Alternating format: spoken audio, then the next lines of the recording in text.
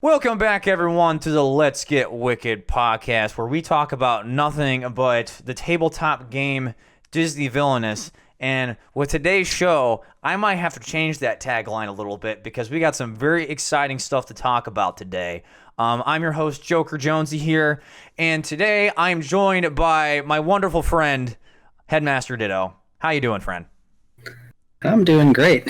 You excited to talk about what we're talking about today? All you people watching thought I was going to be gone after I missed the last episode. I know. I think a lot of people were actually like, where's Ditto? People were in the comments. And I was like, we missed Ditto. He was busy.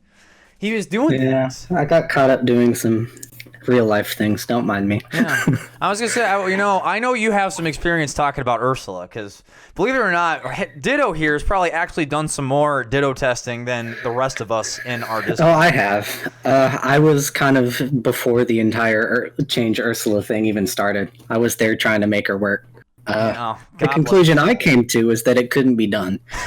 I think we found some things over time, but I think she's still in a weird state. It's going to be interesting to see.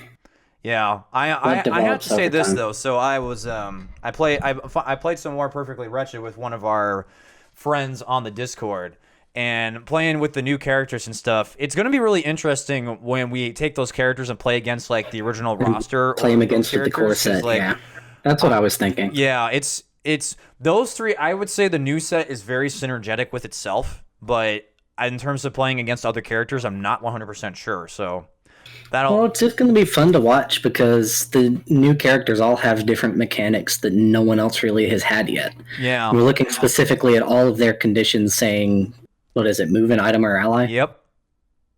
It's like that's a condition that's never been done before. No, it's never been done before. So it's... Considering some characters looking at Ursula or Jafar or even Prince John, who are all super big on moving stuff around and setting things up, it's going to be very interesting to see how because a lot of those characters, those movement conditions are really good for their goals. Like Corella's they instantly put a puppy out. Mother Gothel move Rapunzel back, and Pete's defeat a hero. But I've found that when you play Pete, defeating stuff is pretty good. That seems like for him that's going to be kind of a big up. Yeah, it's going to be. So it's going to be fun to see, or it'd be good. Yeah. A whole lot of good. Yeah. We'll be talking more about Perfectly Wretched afterthoughts. Yeah, there's at some point more than enough time to talk about that one. Yeah.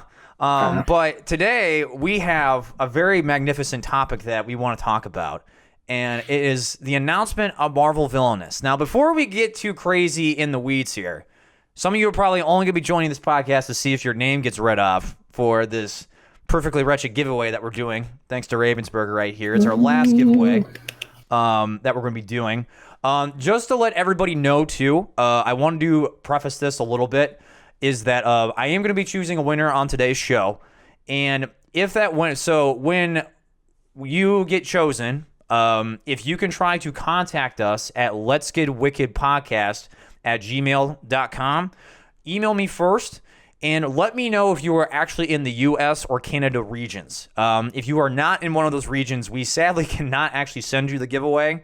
But I'd be more than happy to, if you get chosen, we can maybe just make a day where we can run some TTS matches together, some private ones, just you and us from the podcast, and stuff like that. But we'll make sure, if not, we'll figure out the giveaway stuff as we go. But I just want to let everyone know that, because I was given a little bit of restrictions on the giveaway. So just to let everybody know.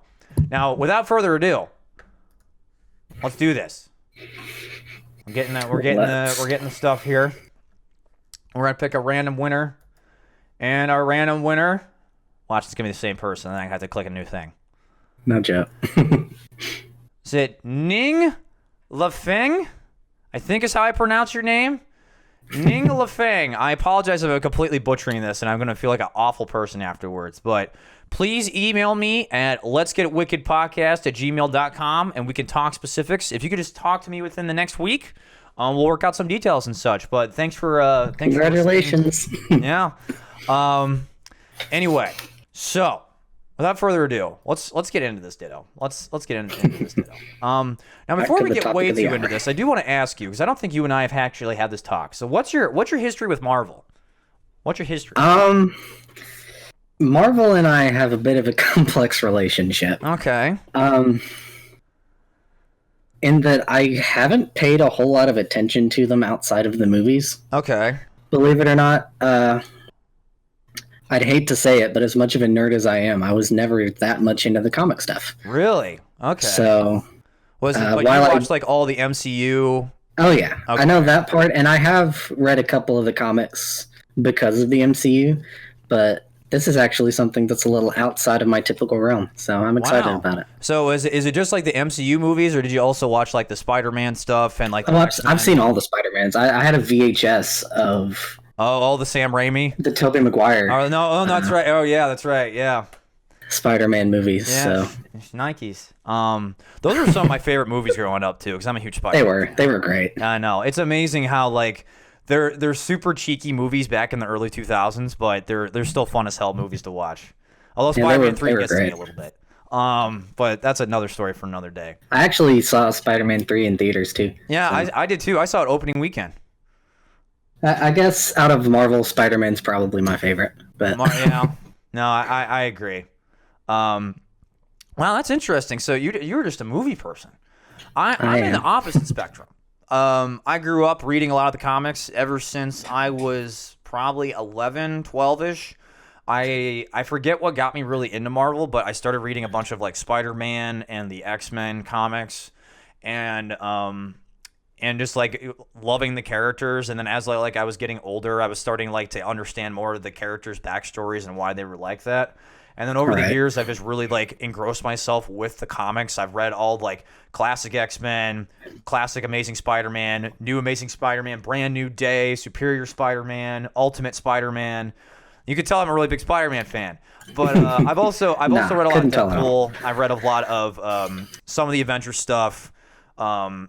And I would say probably my main Marvel stuff is like the Ultimate line when they were trying to redo all the franchises back in the early 2000s. That's what I was really into.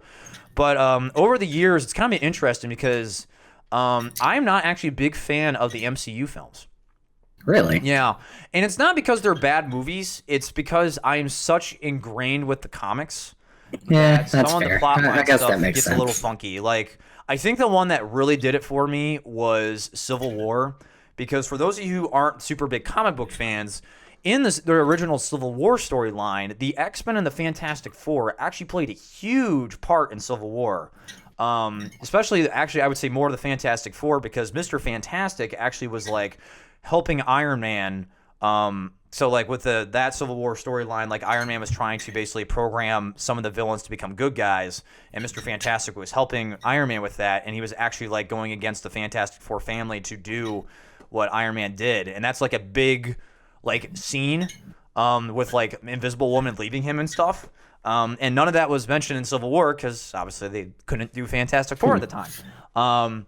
So it's like stuff like that kind of turned me off for a little bit. But when I do see, I can see how that would be a little it's and the thing is, they're not bad movies. It's just like, as someone who was really into the comics, it's different to see somebody different interpret it. Yeah, it's like, and it's just a different interpretation, but they're not bad. But I still love Marvel. Have you played any Marvel games? Out of curiosity, any Marvel games you've played? Anything? Board games, no. Marvel vs. Capcom, yes. There we go. Marvel, baby. Plenty of that. Well, the show's gonna be titled, just to let everyone know. It's gonna be called Marvel. Here we go. I played a lot of Marvel tabletop games. Believe it or not, some of you people might know what this is. There was this game back in like 2005 called Marvel. Was it Battle Dice? That's what it was called. Not Dice Masters. Keep in mind, they're not the same thing. Battle Dice was created by Playmates. And basically what it was is that you had these little Marvel figurines that you would put inside of these big chunky plastic die. And you would roll the dice, and then like you would pick like a stat, and then like based off the stat and the die roll, and you would like verse off between two characters. Whoever like got the higher thing like won, and you had to get like so many victory points to win. I own a bunch of that as a kid. I played Marvel Dice Masters. I actually own almost all of Dice Masters up to Age of Ultron set, for those of you who actually know what I'm talking about. And then I'm super into Marvel Legendary. I've kind of fallen off the wagon a little bit, but that's probably like the big Marvel game that lots of people have played. But I haven't really found the the big Marvel game that I really want to play in the tabletop yet. But I actually recently got into Marvel Champions, and Marvel Champions is pretty good, but it's like there's not really a good competitive Marvel game out there in the tabletop. Not really. I mean, there is one that's kind of more branded a different way called Hail Hydra. Oh, yeah, I know what you're talking about. Yeah. It's basically, if you've ever played One Night Ultimate Werewolf. Yeah. Something similar to that. And it's pretty fun. Yeah, it's like, if you like Ultimate Werewolf, you would definitely enjoy that. But like, played that once or twice with some people. Yeah.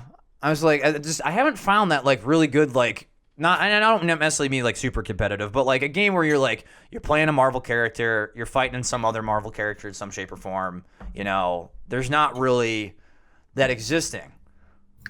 Well, I think we got that covered for you now. Yeah, I know. I think we did. So we got Marvel Villainous that just got announced this past week at New York Toy Fair. It was actually a huge surprise. I actually had a little bit of information from somebody that I knew who worked at a game store. I didn't know what exactly it was going to be and when it was going to be announced. I was surprised we got it this early. I think we all are. No kidding. I was expecting this to be kind of a later year for early next year release. Yeah, especially because we as it found turns out out, the release of it, it's August. Yeah, it's like it's not too far from now. It's like 6 months. Yeah, 6 months. You would think this would be something you would announce at Gen Con and not this early, but I guess you would think so. But yeah, I guess, or they have something else planned for Gen Con. Yeah, that's true. You never know. Yeah. So let's kind of get into what we know about Marvel Villainous, because there's actually a lot to talk about. Because it's not just like, oh, there's a Marvel Villainous coming out. It's not an expansion. Yeah, no, this is its own thing. It's a whole new beast. So we have some references I pulled up before the show because, you know, I'm a nerd. There's all sorts of information out there. What I'm going to be reading off here is going to be from the official Ravensburger like press release type of ordeal that they put out on their website. So in Marvel Villainous, players move their villains to different locations within their domain, carry out the actions there, and then deal twist of fate their opponents from a shared fate deck. Well, that's some weird English. That's a typo. 3 different game modes allow players to scale the difficulty of their game by facing more or fewer events, situations that extract a heavy toll on villains until they are resolved, the only way villains know how. Specialty cards add to each villain's ability, making them even more formidable as specialty cards are played. With beginner and advanced options, this game is sightseeing adventure for the whole family. So we got some interesting stuff out of that. Number one, dude, there's some huge stuff. Yeah. So, well, first thing that's very like simple. It's no longer realm. It's called domain. Yeah, that's just semantics. Yeah, semantic stuff. Now, the big thing is the shared fate deck stuff. Yeah, and if you read further down in the description, it's not exclusively a single shared fate deck, which is what I expected they were going to do. So what we're talking about common is fate in pile. the product contents. So there's 6 fate decks because in this game there's going to be 5 villains. There is 1 common fate deck and then 5 villain fate decks, which is a huge departure from what I was expecting. I was expecting it all to be one stack, but instead it looks like there's going to be a little bit of villain-specific stuff, which actually makes a pretty significant thing a little bit easier later on in the discussion. Yeah. Yeah, because when we first read about this in some of the early like articles and stuff, they were just talking about like one giant shared fate deck, and this surprised me a lot because when I was reading it, so it sounds like there's like a common core deck of stuff, and then like you build on top of it with like specific... each villain is gonna have a special set of cards that's more threatening to them. Yeah, which sounds but it seems like they're fun. gonna build it so you could still play those cards against other players. I would assume. That's what it sounds like. Like you take the common deck and mix it together with whichever villains are in the game, is what I would expect. Yeah. Which is going to be interesting. I think actually that's going to make it... It's going to introduce a lot of interesting counterplay. Yeah. I think one of the biggest things I'm looking forward to with this is that, so like... you know, when we talk a lot on the podcast about competitive Disney Villainous, where you do like a lot of 1v1, and we've had actually lots of discussions in our Discord about some of that competitive nature recently. And I think one of the biggest things is the fact that since each player has their own fate deck and how their objective is obtained, it makes it kind of difficult for you to like form strategies even like in a multiplayer game of like what you're supposed to do. Which is kind of why when I play Villainous, I really don't like playing above 4 people. Even though it is designed up to 6, I really just don't like playing with multiple people because it kind of can get really one-sided really fast. Here, it's making it so it seems like it's possible. Yeah. It's making it more casual. Not in a bad way, but like it's making it so it's no longer, all right, I need to focus on like going through, let's for example, like Scar's deck. I need to go, he's got some characters in his succession pile. I got to play Hakuna Matata. So I got to fate him. Here, I don't think that's the case anymore. Not anywhere near as much. No. Well, what really stands out is it really depends on what is in this common deck. Right. Because if you have a common set of cards that are all equally damaging to each villain, then all of a sudden you have a strategy you can set up for yourself. Like certain characters getting this far ahead, well, let's fate them and see if we can get to this particular hero or this particular event. Yeah. It adds an element of actual, concrete strategy to something that before was a little too matchup dependent. Yeah. To really be able to work out. Yeah, this makes it a lot less like matchup like tier list kind of looking. It's more of like I want this to be the fun game, you know. Yeah, it's going to be a matter of skill now. That's all. That's what it's going to be. Yeah, there's going to actually be like there's more going to be more fun and there's going to be more skill because you actually have to think about like, all right, with the cards I'm given, like what do I do to stop my opponent the most? And I assume what they would probably do is they would balance the fate cards so that way it's not like there's going to be one brutal card and like a bunch of like meh cards. They'll be all around probably about the same in order to probably. And then you get to the specific, like the very villain specific cards that are going to be more detrimental to them. But the upside to that is you could fate somebody and have your own card appear on their board. Right. And I assume too, that's going to be based off of this. Really I wonder when you fate, you don't choose somebody. You choose somebody after you get your cards. I would assume that's how they would possible. Do it. I don't know. I would think, like, let's say, like for Thanos, for example, because he's one of the characters we know. There's probably a card in there that makes it so he loses Infinity Stones. So there's probably cards in there that are like, all right, if you want to get rid of an Infinity Stone off of Thanos, or like, well, we're about to find out later. It seems like there's going to be more general stuff. You want to play that card against Thanos, so you'll play that card instead of playing this other card against this, character or whatnot. Maybe. Yeah. I don't know. It's hard to tell if they're going to do that or if they're just going to make all of the fate cards more generally effective. I don't know. Yeah. I'm really excited about this. I think it's definitely more fun. And like as a Marvel fan, I like the fact we're going to get like a spread of characters. You know what I mean? Yeah. I think that's the biggest definitely, thing for me. without a doubt. Yeah. And the ability, because what you'll notice when we start getting into the details for this particular box is that so far, of the 3 characters we know, they are all like Avengers. Yeah. They're all Avengers. It stands to believe that this main box that's the whole shit, is it's going to be the Avengers. Yeah. Which is why the shared fate deck makes sense, because any one of these villains could be faced down by any combination of those heroes in the comics too. Right. And something interesting to note too is that, so normally when they've released villainous expansions in the past, they usually tell you how many cards are like available of each type. So they usually say like there's 30 cards of villain deck and like 15 cards fate deck for each villain or something like that. It doesn't say that for the fate deck in here. No, it does not. It does say 30 cards for each individual villain deck, but nothing about fate. Which is weird because it makes me wonder if the fate decks are going to be a lot smaller than they normally are. Yeah. Which would make it make sense where like the core common deck is pretty big, and then you would have and then you just have a few specialized cards. A few specialty cards that each villain gets to throw in there that will screw things up.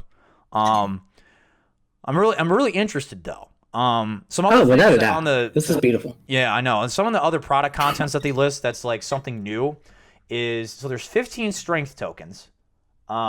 Strength, which it's anybody's guess as to what strength tokens I are going to be. assume because some of the cards that we had 3 cards basically revealed to us that were shown off in some shape or form. One of them does talk about strength. My assumption is that they're probably trying to find ways to get around. So like one of the things we've kind of gotten confused about over like in our villainous Discord with some ruling stuff is like when items are attached to characters, like how does that affect play with like one of the things is like moving items around. Does that trigger condition cards or does it trigger this and all that stuff? I wonder if they're trying to make it so like you play a card and it gives you like that item buff. So like normally items would give you like +1 or +2 strength or something like that. Now it's like, all right, this character is going to gain some extra strength. You just put it on top and then be done. Well, what strikes me about the card that we do see that has strength tokens involved is that it can be reused. True. So it's not like a single item equipped to a single ally buff. Right. It's one that just exists by the look of it on the board. And then you can just keep on handing out buffs to whoever's there. Yeah. So because I assume this exactly. We do know the fact that the strength is probably a general thing that the game uses because it there's another probably is because there's a lot of them. Yeah. But at the same time, like I wonder exactly how general they're going to be because it's obvious with the card that we know works with these strength tokens that it's meant to work there. Yeah, and it's also... Especially with the other 2 characters, I don't necessarily think, especially since one has a dedicated type of token anyway, that the strength is going to extend much beyond him. Yeah, I'm also... The thing with this, though, is that with that, it seems like they're going away with, like, specialty card names.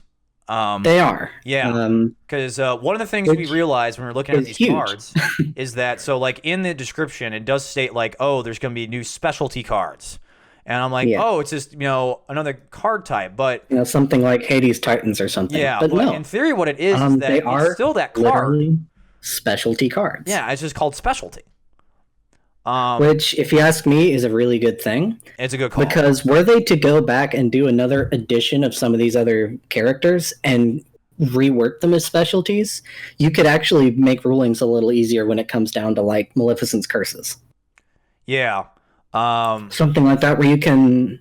Or the Hades Titans, or any of those kind of special, like, unique carded types. You could lump all into the specialty roof, and that way you can actually have a definitive...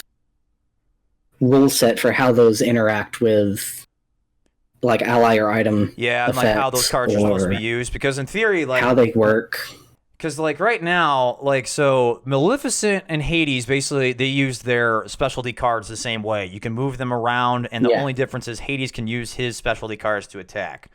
And then you got Evil Queen where her specialty cards essentially are just played to a pile. Yeah. So it's like it's weird to see them lump everything under specialty, and I'm very interested to see... Because another thing that you'll notice is that one of the specialty cards has a cost, and the other one does not. Yes, that is something. So it's very interesting to note that just because it says specialty on it does not necessarily dictate the card type that it represents, I guess, so to speak. Yeah. The fact that the one specifically doesn't have a cost makes me very curious as to how it's going to be played. Yeah, and for a fact that's not like a prototype card art. That's definitely. Oh no, this is right. This is the real deal. This is what we're going to see. Like they got to be pushing this into the like putting this out for factories to get ready for Gen Con. This is what we're going to see. This is what we know. Yeah. Well, I'm trying to think. Is there anything else we could dissect out of that piece of information? Only thing else we know, it's going to cost the same thing as a base set of normal Disney Villainous. It's going to be $35. Which isn't surprising at all. Yeah, which doesn't surprise me. What surprises me is when it says 3 game modes. Right.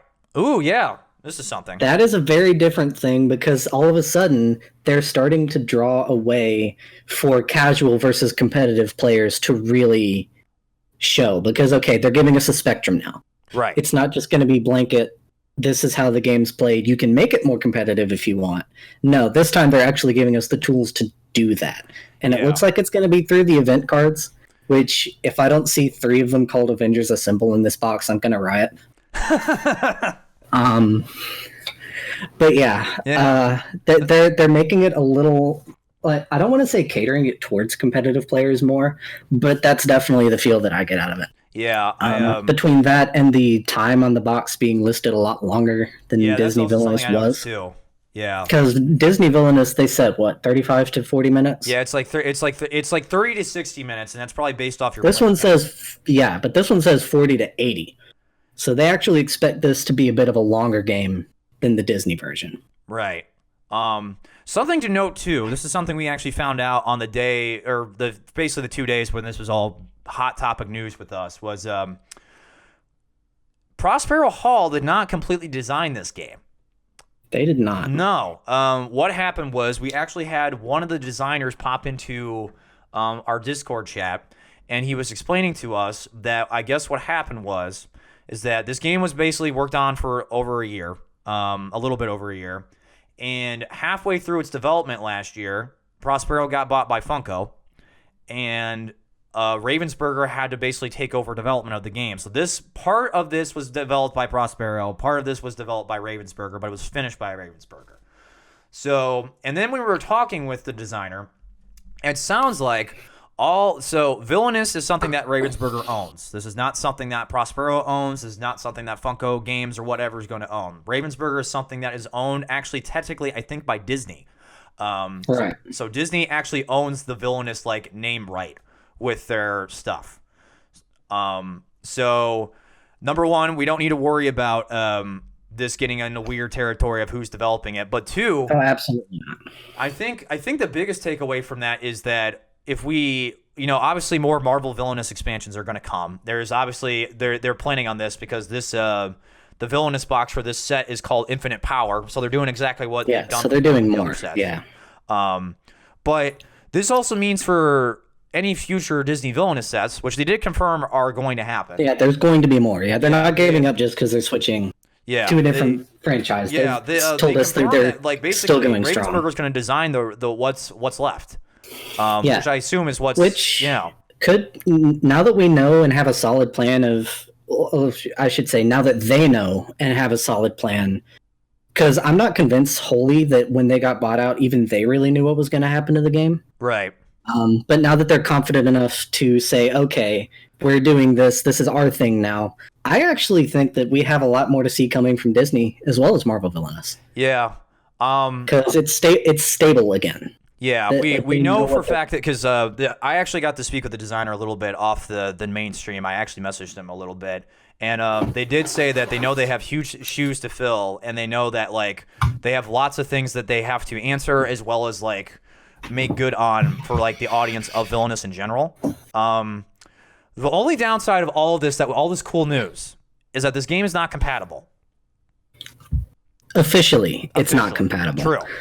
In fact, if you read the announcement they made, they actually made a dig on on the Twitter, community. They basically were making them cooperate. Yeah, we want the fans to be honest, to figure it out. Essentially, that was kind of the thing that I brought up when I was talking about the smaller Fate decks. Right. Is that now that we know that each villain is going to have its own Fate cards, in any however form or fashion. That's the main issue that was really being brought up about how compatible they were going to be. Right. So there's a very real chance that if that's how it is, then if we can come up with a list of, okay, each villain has 5 cards in their personal Fate decks. So we just pull some of the cards out of the common one to use with the other game, and they kind of work together pretty well. Yeah. My only hope is that those Fate cards in the common one don't interact with events. Because I think that would be the only trade-off. That would be the only trick. Yeah. Yeah, because you obviously cannot use events. Well, you probably could find a way to do it. You could probably do it, and it'd just be a matter of doing it just for that villain. Yeah. Or just for whichever Marvel villains are around. Yeah. But because I can see this for what. So there was one event card that we were shown, and we don't necessarily know how the event cards are brought up. They do look like a Fate card, but this one in particular looks like it's horizontal instead of vertical. And it's essentially that each villain would draw a Fate card and then play it on themselves. And then each turn going forward, they start off by drawing another card. But once that event seems like you defeat that event in some shape or form, you defeat all heroes in your domain. So, which is fine. And you could do that as just one villain. Yeah, it would be work. awful, but you could do it. Yeah. Or just if you wanted to make it compatible, it's just like, how much more, or just leave or figure out which one cards of those you can actually leave out so as not to bring up those issues. Yeah. That's going to be something that we might actually be able to make a podcast about later. I know. I was going to say that'd be really. I think be a good conversation topic for another time. I think it's just a matter of like looking through it once we get our hands on everything. Yeah, we just have to know what everything is. Right. That's the big thing. But yeah. No, there's seemingly not compatible, but totally doable. Yeah, it seems like it's totally doable. Of the 5 characters, we actually know 3 of them. Which, if y'all haven't seen it yet, it's Thanos, who is standing in as the cover art, because of course he is. Yeah, of course. It's Thanos. Alongside Ultron and Hel. Yeah, Hela. Yeah, which is incredibly interesting that they picked those 2 specifically. I don't think Ultron's too much of a surprise. He's weird, because it tells him, he exclusively tells me one very important thing, and he's actually the biggest clue to me about this being the Marvel box. Yeah. Because what you'll notice is Thanos is kind of the overarching villain for the MCU. Right. So it makes sense that he would be the cover card. Ultron stands in as a foil for Iron Man. Especially in his movie, but even more in the comics. They interact with each other really well. Right. Hela does the same thing for Thor. Right. Being the Thor, and by the way, I'll throw this in as an aside, but the fact that Hela is Thor's villain instead of Loki tells me Loki's going to be in the Fate deck somewhere. Interesting. Yeah, you got. He's going to be treated as an anti-hero. Wow. I can almost guarantee it. That. But that also tells who the next other 2 characters in the pack are going to be. I mean, Red Skull. I would expect one to be Red Skull. Yeah. As Captain America's main villain / fan favorite. What it comes down to is who that last spot is going to be. I'm curious because... it depends if they're using the MCU Avengers or the comic book Avengers.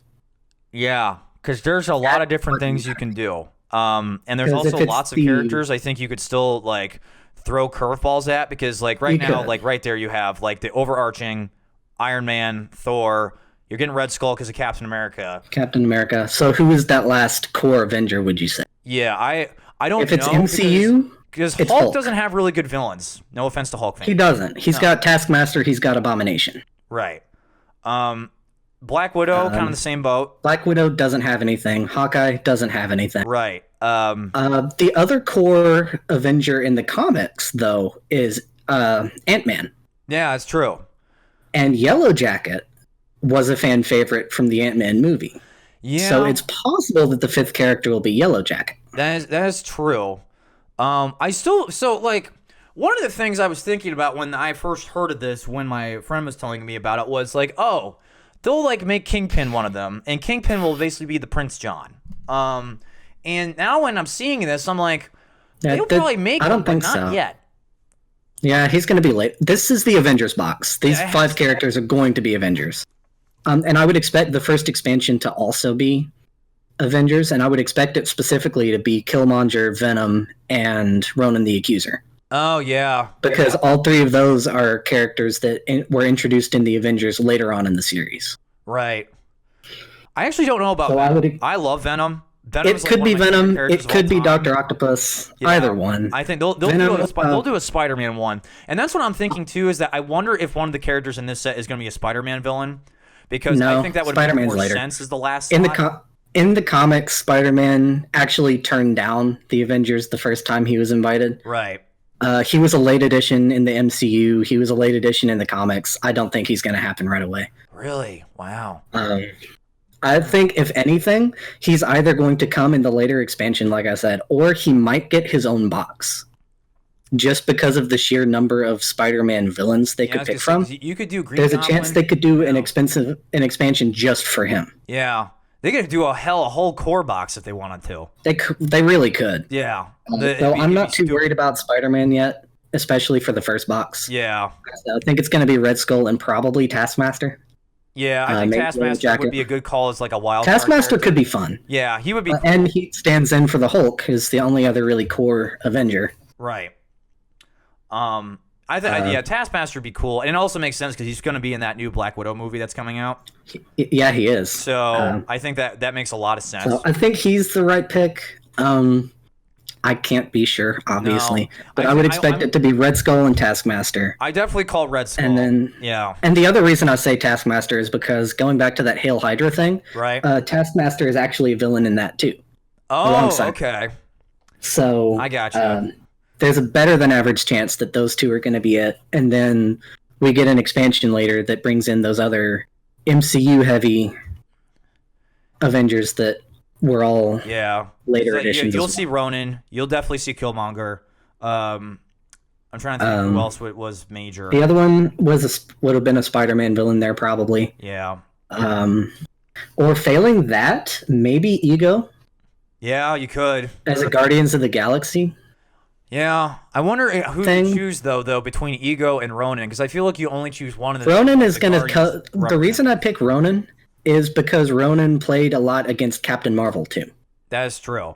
And she doesn't really have a whole nother villain to put in for the most part. Like you could do the Supreme Intelligence, I guess. Yeah. But I feel like that would be brushing up against Ultron a little too much. Well, here's the thing though, is like with this, so like obviously there's going to be like a common deck. Like, do you think a lot of these characters we're talking about right now are going to be in this common deck?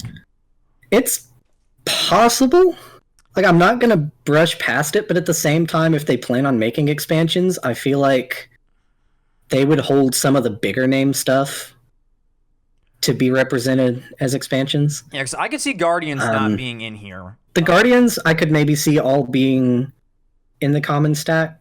Yeah. I could also see it not being there.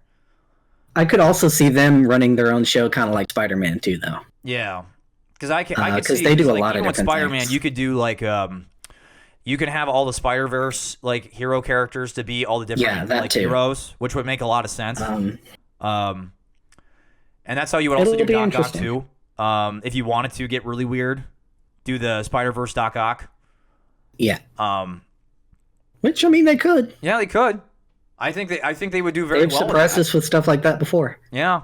It's going to be interesting because there's a huge pool. Like when it comes to like I was talking about characters from Disney villainous, our pool is getting very small. Here, our pool is almost endless. And what's really cool about this one too is probably even more so than Disney. Marvel is something that is living and evolving and growing even now. Right. If Marvel decides to put out, okay, we have this big new threat in a later like comic series, they could pull that into this if they wanted to. Yeah.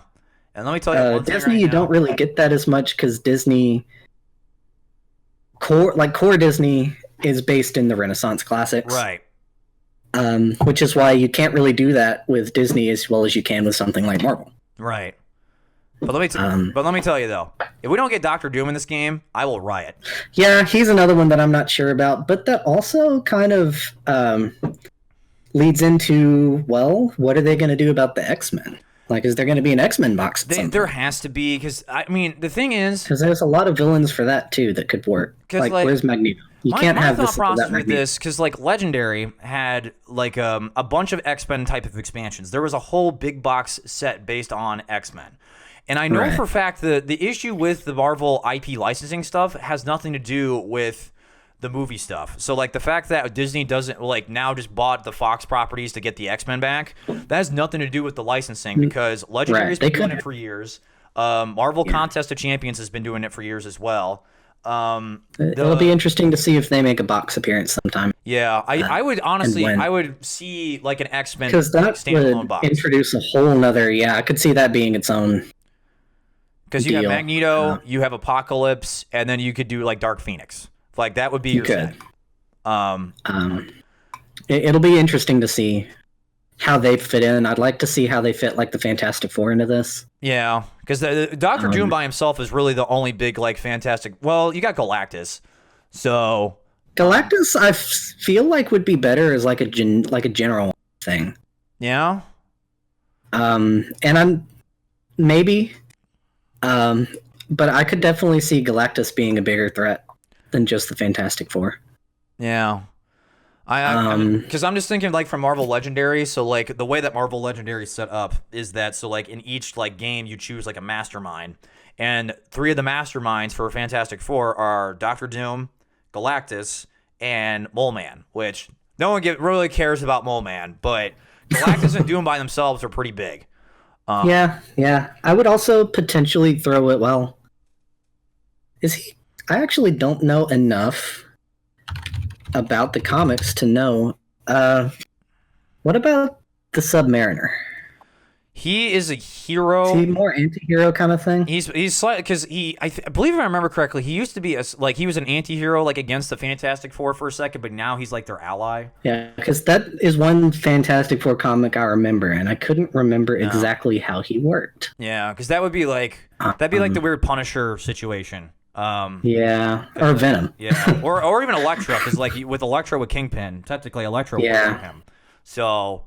Submariner never worked for like Doctor Doom or something like that, so I don't really see that working, or any of those characters in particular. He was more just like a minor threat, which is what I'm really interested about with like. So obviously each of these characters have like allies, because if you look at one of the cards is the Power Stone for Thanos, and it says place 2 +1 strength tokens on up to 2 allies you control. So they are going to have. You gotta wonder with that one is what allies would you pick for Thanos? Oh, he's got like other than just general soldiers. He's got like the Black Order. He controls armies. Yeah. Worth. Well, he's got the Black Order like people and all those guys. Yeah. It'll be interesting to see who they pick, or especially like allies for something like Ultron. Yeah. Well, yeah. Ultron in particular. He's just got his He's got his army too. Yeah, that is going to be really interesting to me. I'm really interested to see how these work out, because they did go at some point and make a statement that said that the decks for these characters are going to be derived more from the comics than the movies. Yeah. While the art is inspired more by the movies. Which, can we just talk about how kick-ass this art looks really fast? Yes, it's absolutely beautiful. It's fantastic. This is some of the best stuff I've seen. And this is surprising because I will throw this out there as just something to chew on. These artists are actually the same ones that do Disney Villainous. I know, which is crazy. The style that they go with here, making it look more like a comic book style than the more, I guess, almost oil painting kind of thing they did in the other game. Yeah. Stands out a lot, and it looks absolutely gorgeous. No, I'm I'm looking at this card for Hela right now, and I'm just saying, okay, she's my character. Yeah, the lighting on the bottom of her thing right there looks absolutely fantastic.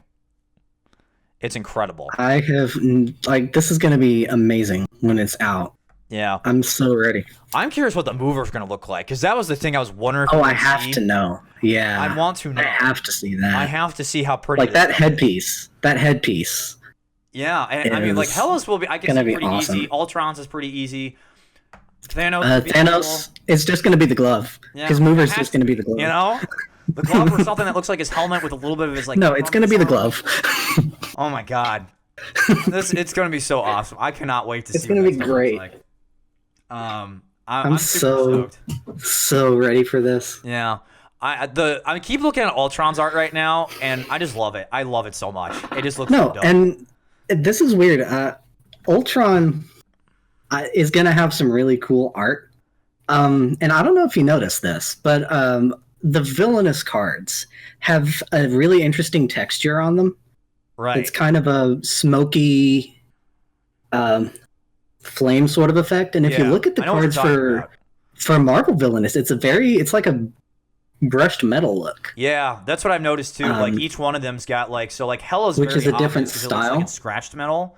Yeah. Well, I mean, even Thanos has got it too. It looks a little. And if you look really, really closely, all of the grain patterns are different. Yeah, I've noticed that because it's not Ultron, the same. It doesn't look as outputting. Yeah, it's not the same as the Disney ones where they all kind of have the same texture. That's incredible. They're each textured differently, which is interesting. The graphic designer who worked on this stuff does not get paid enough. Not even close. Seriously, but this is absolutely gorgeous. I was talking about how earlier in the Discord how I love the art in Disney Villainous, but I still think Root probably wins the overarching art game winner for tabletop. This stuff right here though, it might be just the Marvel fanboy in me right now going off, but I'm like, holy crap. No, I can't wait to see what they do with some of these other, because like I would love to see how they go about Skull. Yeah. Like some of those card designs would be absolutely stunning. If they do end up picking Ego as a character later, that art would be stunning. I want to like there's nothing about this that would not be beautiful. No, like, and I think it makes it easy too because comic books have such like different art styles like over the years that like you don't necessarily. Oh, they really do. Pick Yeah. one. You just need to make it look like a comic book. That's all you have to do. And it's just the fact that it's the same designers and they like switch styles like that. I know. It's incredible. It just shows you how talented these folks are, though. Like, it really does. Yeah. Like, I could never pull anything off. No, I was gonna say my years of drawing stuff were done. I used to draw a lot when I was a lot younger, or when early college, and I'm like, nope, I'm done. I'm gonna program for a living. That's what I'm gonna do. But my God, I cannot wait. So I'm trying to think. They're trying to see if there's any more little topics here. I have some of this stuff written down. I think we covered everything in terms of the game. The only other thing we haven't really talked about is like some of the stuff on the cards. We kind of glossed over a little bit of this. One thing to note, looks like the icons of the actions probably are going to be the same because that Power Stone action icon looks the same. Yeah, I'm looking at these, and for the most part, it looks like the rules and like the system itself is identical. Yeah. Because you've got the same sort of cost thing. All the card types are the same minus specialty. Yeah, and specialties is making it so, they get rid of specific items. I mean, the card for Ultron we've seen is just scrying, for crying out loud. Yeah, it really is. That's all it is. Yeah. So it's the mechanics are all the same. Yeah, it's not any different. It's just, so it's not really necessarily that groundbreaking outside of flavoring everything as specialties. Right. And again, kind of like how those specialties are going to interact. I really want to know how Thanos works. Well, I guarantee I know what his goal is going to be. It's going to be control. Well, it's going to be collectible. Stone. That's all it's going to be. No doubt about that. But the fact that it doesn't have a cost makes me wonder exactly how he's going to go about playing them. Interesting. You do have a point. And it also is interesting that they have separate villain decks now because one of those stones is going to be with Vision.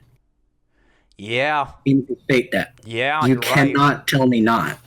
So yeah, it's going to be interesting to see how he has to play around with that too. Whether Vision ends up being more along the specialty thing as a stone, or if he's going to be actually a hero in the deck. I never thought it's very interesting. Like in Marvel Legendary, they actually have it set up so like Infinity Stones are like little henchman villains that come out. And if you don't defeat them, and I kind of figured it'd be something like that. But they don't. But this doesn't have a strength or anything. Yeah. So it's like there's no indicate. Like this could probably. It looks like it's going to be something like the Evil Queen's ingredients. Oh yeah. But even then, there's no cost. Right. So how you go about finding it is going to be really fun. Yeah. I'm definitely really excited. As a Marvel fan, I am really looking forward to how much team is really put into this because if we know anything from like Disney Villainous.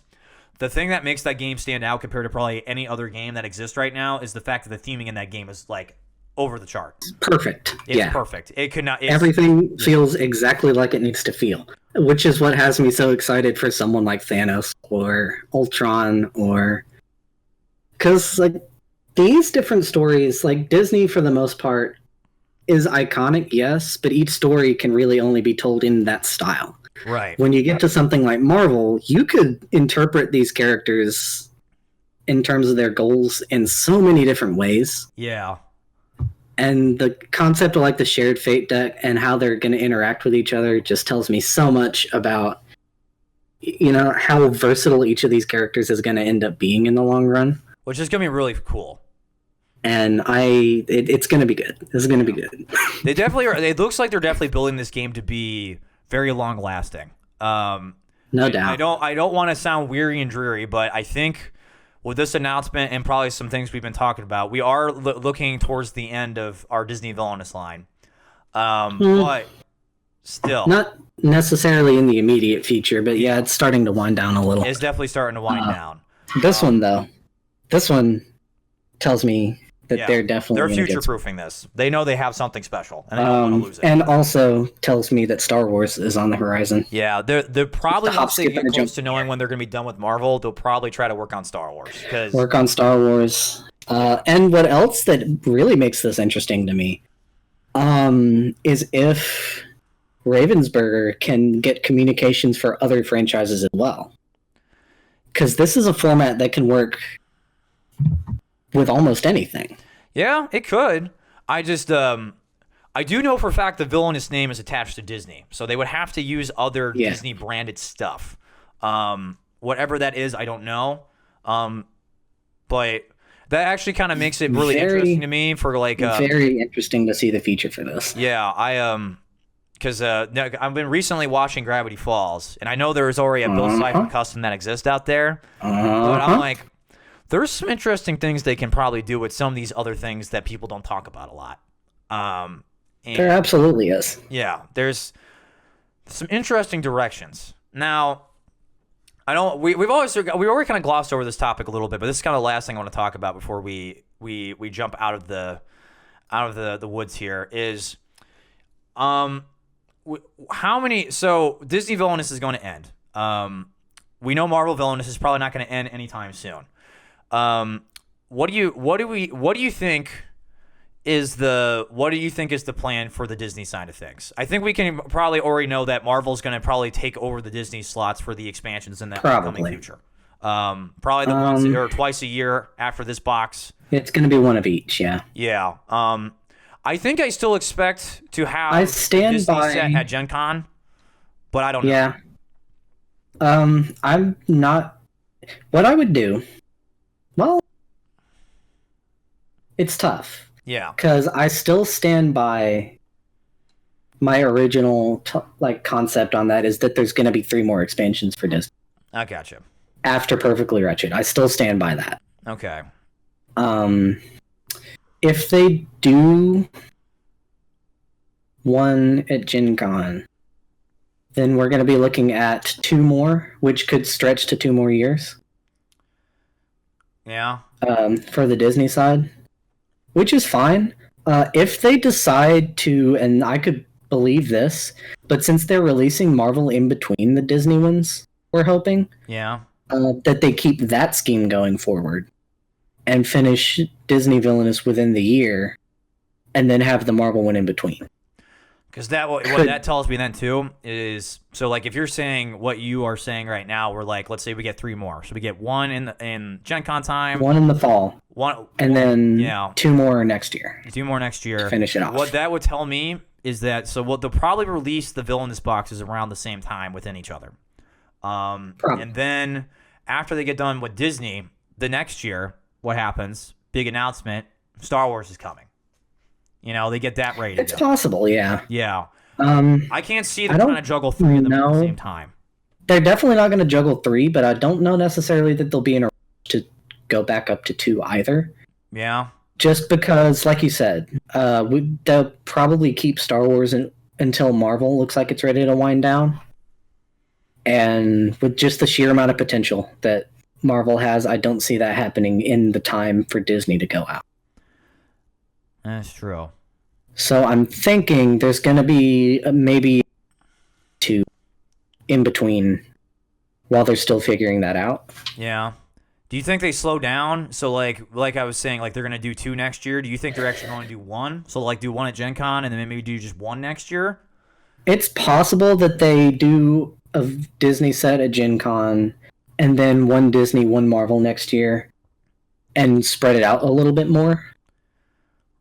I could see that.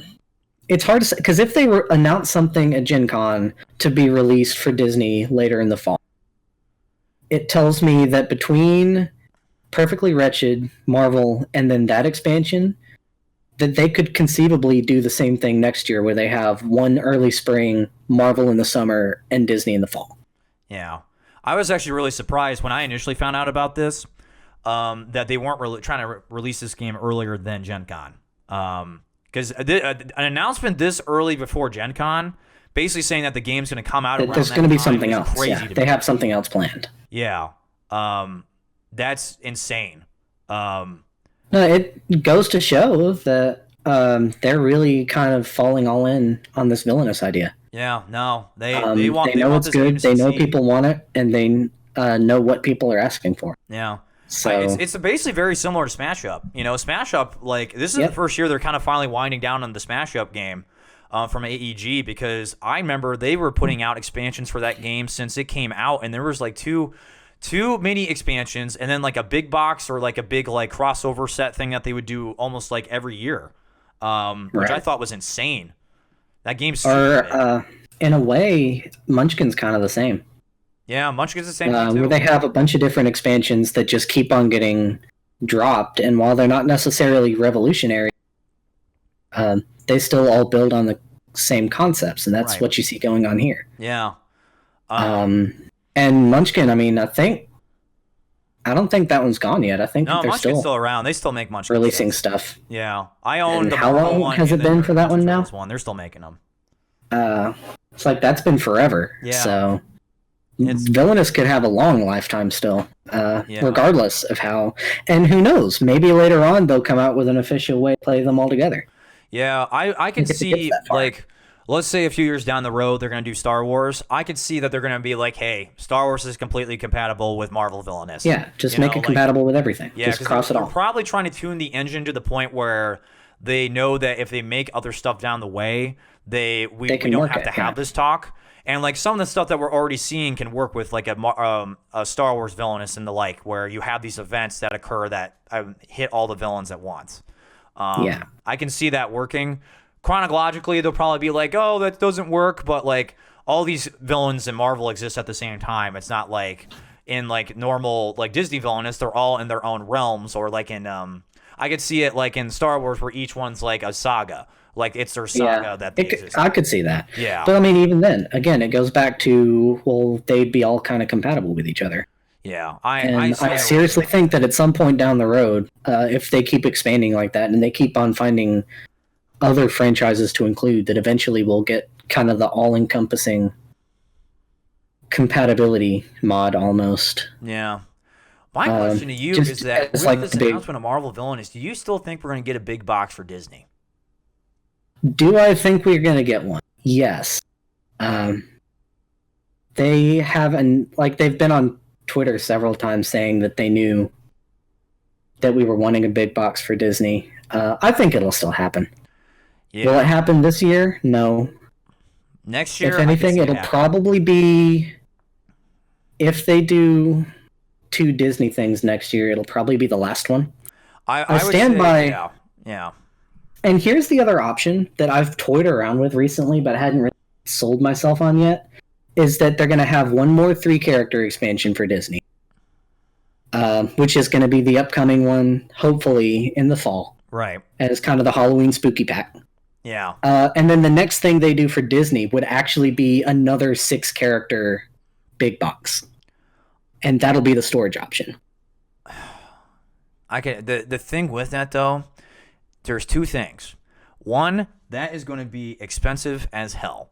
Because I know how much my Smash Up box that I have right now is, and that thing is nothing but a storage thing. And that thing, I don't have the big one, but that one cost me $30 as just a giant storage container. If you include pieces in a big box, and we know how much pieces and stuff there exist for this game, I can't see that thing going under $60. Like, that's way too, like, and if you're trying to sell this, because, like, the most of the target audience they're trying to sell this for is people who, like, buy stuff at Walmart or Target, whatever, those places. I can't see you trying to sell a $60 big box, even if it's got 6 more villains in it, to justify that. I could see, because I've theorized that they're going to include 1 or 2 characters in a big box, and one of them is definitely going to be probably Chernabog, if he's not in it for whatever reason. But I can't see 6. But I can see where you're coming from with that, though. I'm just trying to figure out from a price point standpoint. I hadn't quite convinced myself of that one yet, but the more I think about it, the more that it would make sense for them to want to go out on a high note like that. I can see the big box having 3. I think that's the most I could see it. So like it's basically like priced almost like the 6 box or not, or the 6-character base set, maybe a little bit more expensive, maybe like $39.99, not $35, and you only include 3 characters, and then it has all the space for everything. I could see that. I think that's a little bit more likely. But I also could be completely wrong. I am not a business person. No.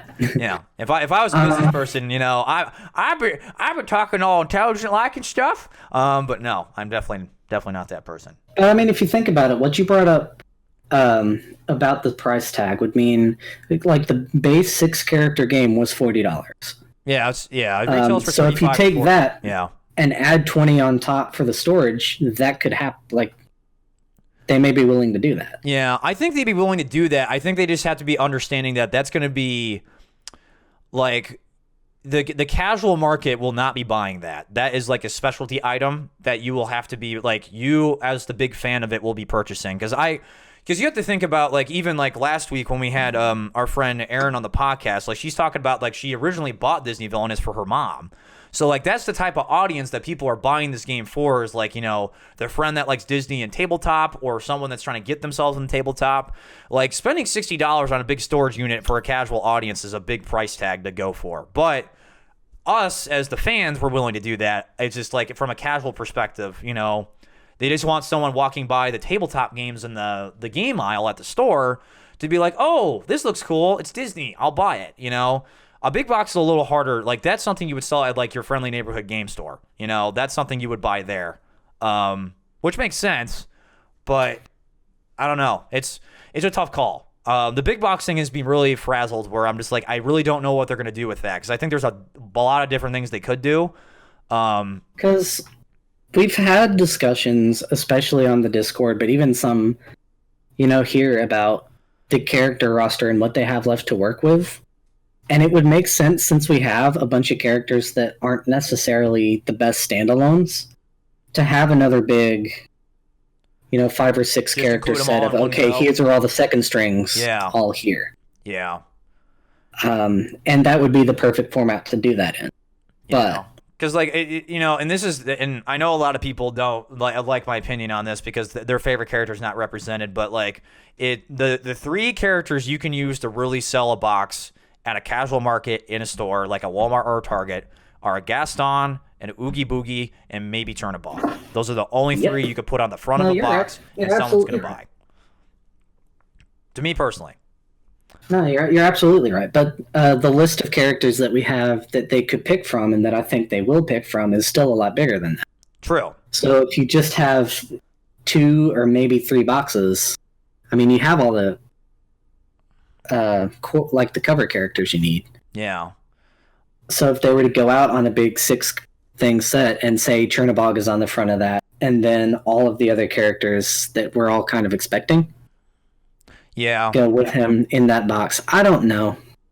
They may surprise all of us and do that alongside a box. You never know. Yeah, I could see that happening, where, like, because I can see that they're gonna like, maybe this next standalone box or whatever it is, they're like, here's the standalone, here's the big box, this is it, here's your last 4 characters, I can see that. Done. Maybe they'll include 2 in the big box, so that way they're like, all right, here's 6. That puts the roster at a solid. Put it at 24. Oh, would it put it at 24? Was it, how many we got right now? I keep forgetting. What was it? We got 9, we got 15 now. So you have 18. You put it. No, so if you did 3, and then you do 3 and 6, which is what I'm expecting. Okay. Oh, so if you were doing what you're expecting, then we do 26. We'll end up on 24, which is exactly the right number. I don't think we're getting another third standalone. I think we're only going to get 2. But that's what I'm saying. It'll be a 3 and a 6. Yeah. 3. The 3 in the same vein as the normal expansions, and then the 6 as their final hurrah. Yeah, they're big. They're big. We're going to dump all these doodads in here. We couldn't find a spot for them, so here they are now.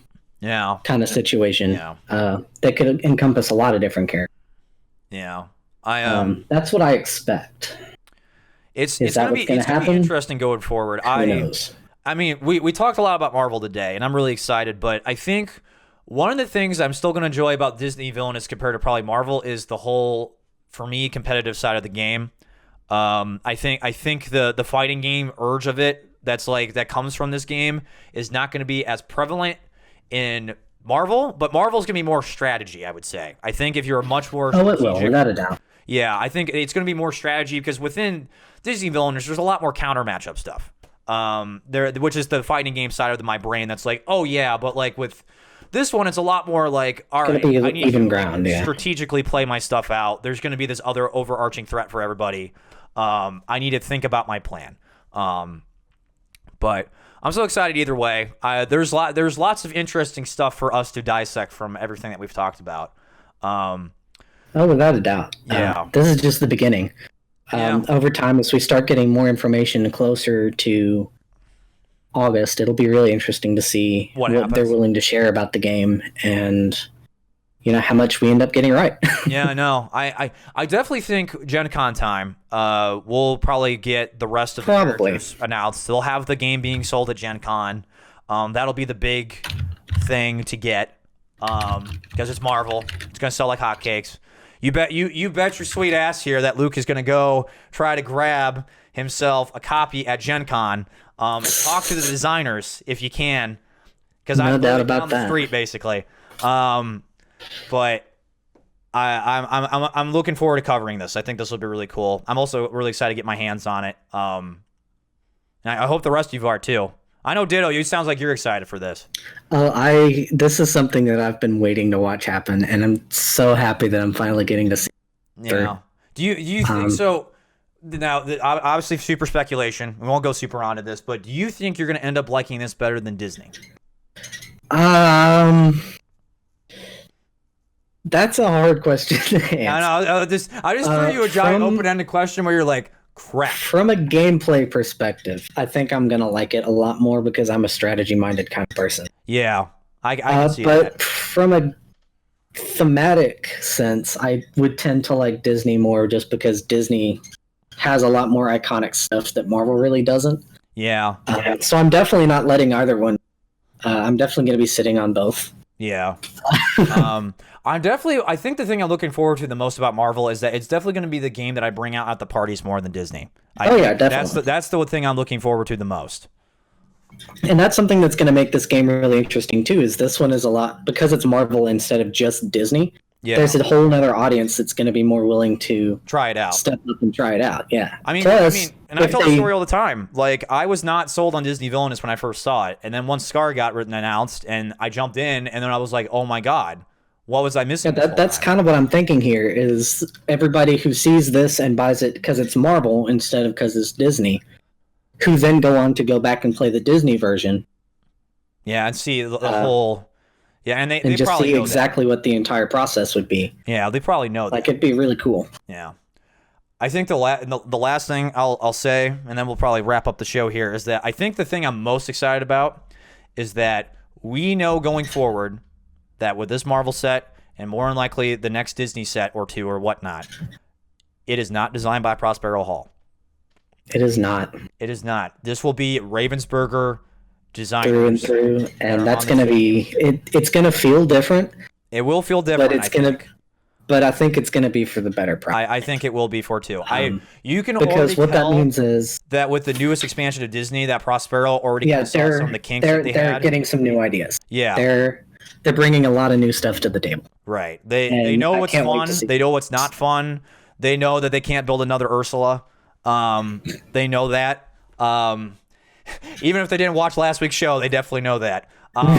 Yeah, it's very obvious too, because like when you play the newest expansion, it's just you like, for example, like I was talking about how Cruella just feels like kind of like Hades, where she's very like swingy. But the thing though is you don't ever feel like you're stuck with her. You just feel like you're slowly kind of going up and down in progress. And the thing I tell people is that what makes characters like Ursula not fun is that you get stuck when you can't do anything. Right. Yeah. And Cruella doesn't actually really feel like that. Like, she does feel slow, but she doesn't feel like you're stuck, that you can't do anything. And that's like the biggest thing I like about the new characters, is that even if you lose, you don't feel like you lost because you just got stuck. You know, like you couldn't do anything. There are options to get out of being fated to hell. Which that's a conversation we definitely need to have at some point on the show, I think. But not today. We're gonna go ahead and wrap this show up. Thank you all so much for watching and listening to us gush about Marvel here a little bit. You can bet yourself that I'm going to start saying Marvel, baby, all over the place because we got Marvel versus Capcom roots coming back up. It's Marvel. I didn't say that as much in the show as I thought I was going to, but until then, thank you, Ditto, for joining us. Absolutely. Always much appreciated. And until then, everybody, stay wicked, and I'll see you folks on the next show.